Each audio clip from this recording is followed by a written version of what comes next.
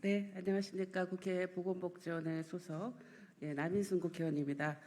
오늘 저희가 기자회견을 하게 된 부분은 사회서비스헌법 개정안을 발의하면서 오늘 기자회견을 갖게 되었습니다.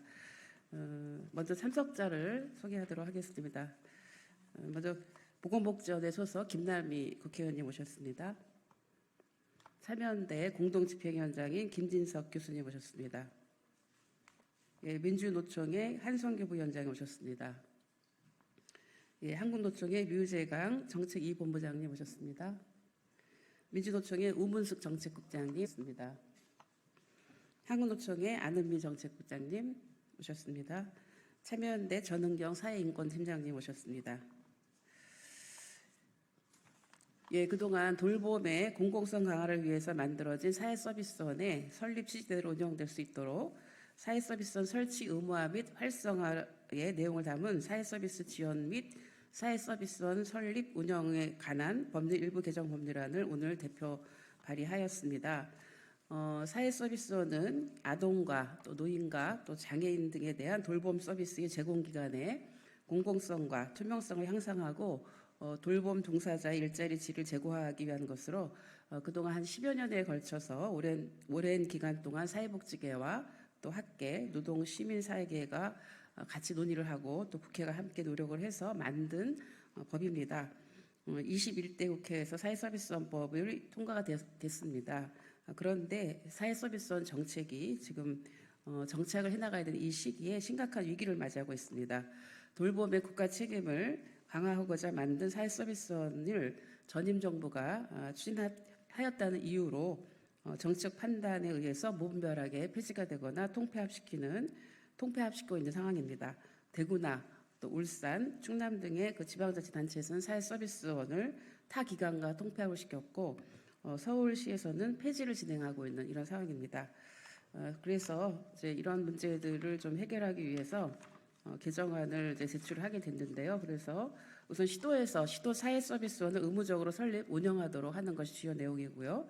또 신규로 설립된 사회서비스 제공기관의 운영을 시도 사회서비스원이 우선적으로 위탁될 수 있도록 하는 내용입니다. 그리고 또는 그 국가와 지자체는 시도 사회서비스원이 사업 수행에 필요한 경비를 출연 또는 보조할 수 있도록 하는 근거를 두었습니다. 그리고 이제 자치구, 시군구에서 지역의 공공돌봄 인프라 구축을 위해서 시군구 사회서비스원을 설립 운영할 수 있도록 하는 그런 내용입니다. 이제 저희가 사회서비스원을 좀 더 실질화할 수 있도록 하는 이런 법 개정을 통해서 민간 중심의 복지체계가 아닌 또 민간에서 깊이 하는 영역이라 하더라도 국가가 돌봄을 책임지는 이런 각별한 의지를 가지고 오늘 개정안을 내게 됐다는 말씀을 드립니다. 그럼 이어서 김남희 의원님의 그 발언과 그리고 김진석 교수님, 한성규 부위원장님, 류재강 본부장님의 지지 발언을 듣도록 하겠습니다. 안녕하십니까. 국회 더불어민주당 보건복지위원회 김남희 의원입니다. 네, 오세훈 서울시장은 아이돌봄, 보육, 요양, 장애인 지원 등 공공에서 돌봄 서비스 제공해온 서울 사회서비스원을 졸속 폐지했습니다. 올해 1월에 개정된 사회서비스원법에 따르면 해산시 타당성 검토와 결과 공개를 하도록 되어 있었는데요. 서울시는 이러한 개정안이 시행되기 전에 서둘러 이사회를 열고 해산을 의결했습니다. 일방적인 서비스 종료와 노동자 해고 절차까지 진행하며 정상적인 서비스 제공은 이제 불가능할 것 같습니다. 서울 사회서비스원이 만들어지던 그 과정에 제가 예전에 함께 있었는데요. 이 기관은 단순한 그 공공기관으로서의 의미뿐만 아니라 한국 사회의 돌봄의 공공화와 관련된 정말 중요한 의미를 가지고 있습니다. 그리고 아동, 노인, 장애인을 위한 돌봄 서비스를 제공하고 특히 영리를 목적으로 하는 민간 기관들이 하기 어려운 그런 사안에 대응할 수 있어서 코로나 시기에 돌봄의 빈 구석을 메꿔주는 중요한 역할을 해왔습니다. 그런데 이러한 기관이 문을 닫는다면 앞으로 이 기관을 이용했던 시민들에게 큰 피해가 발생하고 노동자의 피해도 극심합니다. 저출생 고령화 문제에 적극 대응하겠다고 하면서 윤석열 정부와 국민의힘은 대체 무엇을 하고 있는 것입니까? 국가 책임 돌봄을 실현하기 위해서 사회서비스원의 졸속 폐지를 멈춰야 합니다. 국회는 돌봄의 공공성 강화를 위해 사회서비스원의 안정적인 운영을 추진할 수 있는 사회서비스원 설치 의무화법 개정에 앞장서도록 하겠습니다. 저도 함께하겠습니다.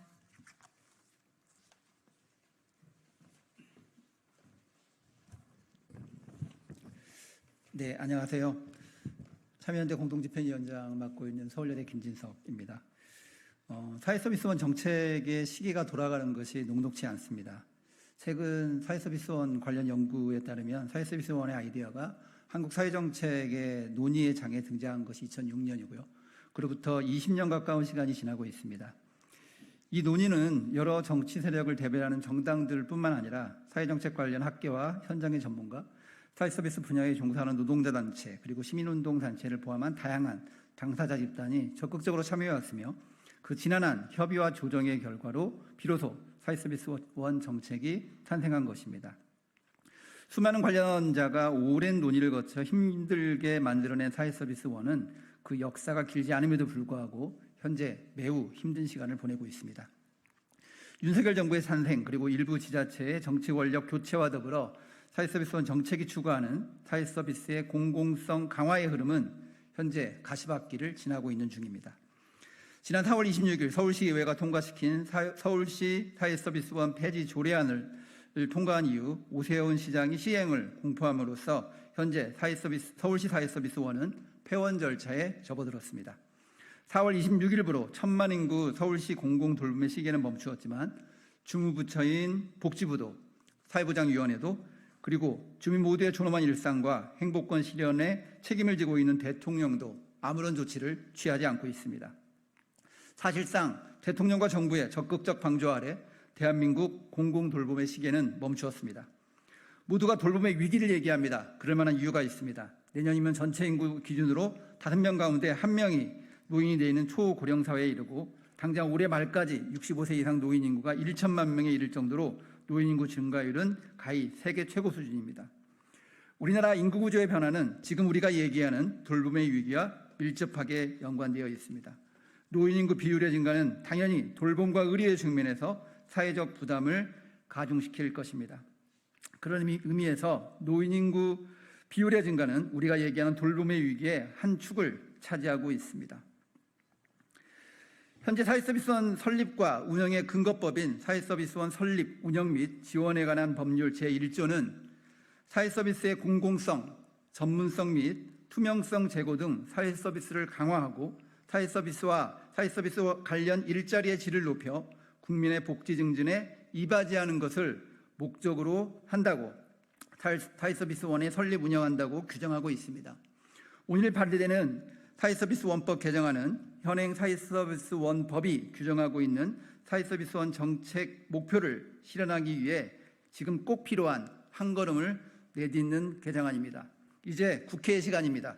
국회가 나서서 멈춰서 버린 대한민국 공공돌봄의 시계를 다시 돌릴 때입니다.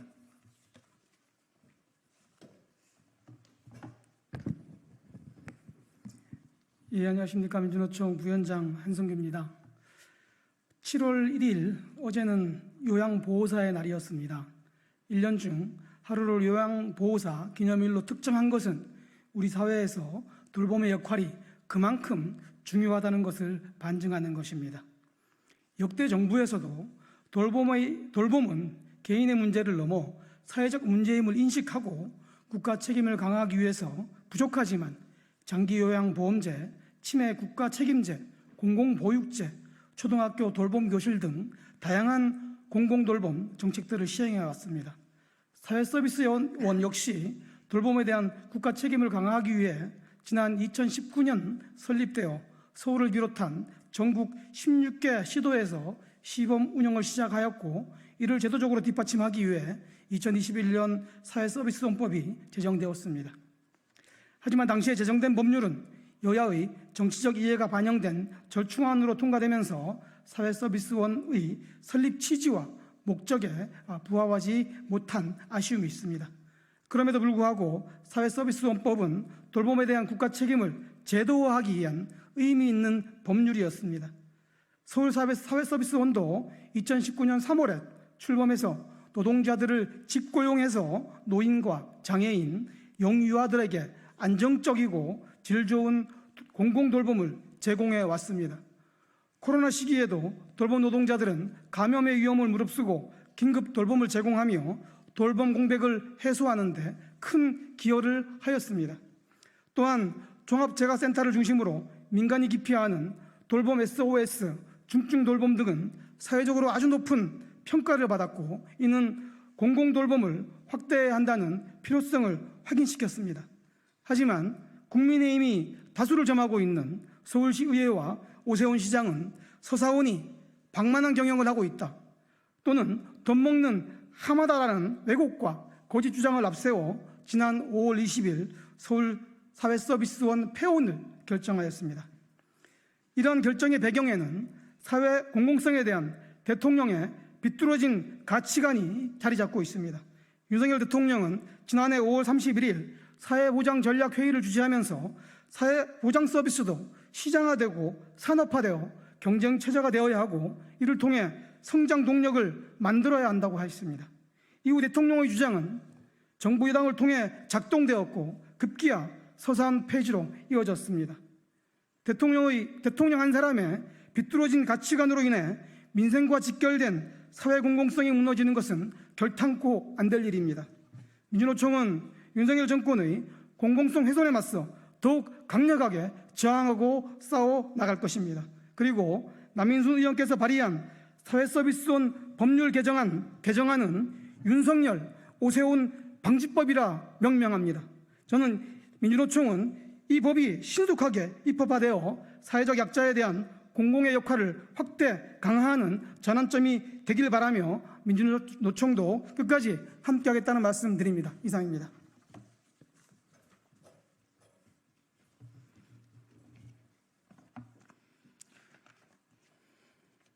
네, 안녕하십니까. 한국노총 정책2본부장 유재강입니다. 한국 사회 저출산 고령화가 심화되면서 노동임금을 감소하고 또 돌봄이 필요한 사람들은 계속 늘어나고 있습니다. 이렇듯 사회 지속 가능성에 대한 우려는 커지는 가운데 지난해 정부는 사회보장기본법에 근거하여 사회보장기본계획과 사회서비스 기본계획을 수립했습니다. 기본계획은 아이, 어르신, 장애인 등 돌봄이 필요한 국민에게 국가의 재정으로 사회 서비스를 제공하는 복지 정책입니다. 하지만 우리나라는 이러한 복지 정책에 국가의 재정은 투입되지만 공급에 있어서는 여전히 민간에만 의존하고 있습니다. 민간 공급에서 파생되는 돌봄 서비스의 질 저하, 종사자의 열악한 노동 조건 문제는 하루 이틀의 문제가 아닙니다. 이를 해소하기 위해 오랜 시간 시민사회가 함께 노력해왔고, 그 결과로 사회서비스원을 설립했습니다. 그러나 이러한 노력에도 불구하고 법률 제정 과정에서는 당초의 안이 후퇴되었습니다. 정권이 바뀐 후에는 현 정부가 사회서비스의 시장화를 추진하면서 예산을 이유로 많은 지자체에서 사회서비스원 기능이 축소되거나 또 폐지 수순을 밟기도 했습니다. 강조하건대 돌봄 노동은 상품이 아니라 사람을 돌보는 일입니다. 그러므로 국가가 반드시 개입해서 공공성을 확대해야 합니다. 또한 돌봄의 중요성은 우리나라뿐만 아니라 국제사회에서도 강조하고 있습니다. 지난 112차 국제노동기구 총회 일반 토의위원회에서는 양질의 일자리와 돌봄 경제에 대한 보고서를 논의 채택했습니다. 노사정 위원들은 돌봄 노동은 상품이 아니며 돌봄 노동자들은 양질의 일자리를 누릴 권리가 있다고 공감했습니다. 또한 돌봄 정책에서 국가가 취해야 할 역할에 대해서도 공유했습니다. 우리도 사회서비스원의 기능을 더 확대해야 합니다. 사회서비스의 공공성 확대는 사회서비스원을 통해 직접적인 서비스를 제공하는 것, 돌봄의 전문성, 투명성을 제고하도록 서비스와 인력의 기준을 세워 민간 영역을 견인하는 것을 포함합니다. 지금의 사회서비스원법으로는 부족한 부분을 개선해 나갈 수 있도록 시급히 관련 법안을 정비해야 합니다. 오늘 남인순 의원께서 법안을 발의했습니다. 한국노총은 개정안이 국회에서 통과될 때까지 함께하겠습니다. 또한 돌봄 정책이 더 큰 영역에서 공공성이 확대되도록 노력해 나갈 것입니다. 감사합니다. 네, 이상으로 기자회견을 마치도록 하겠습니다. 고맙습니다.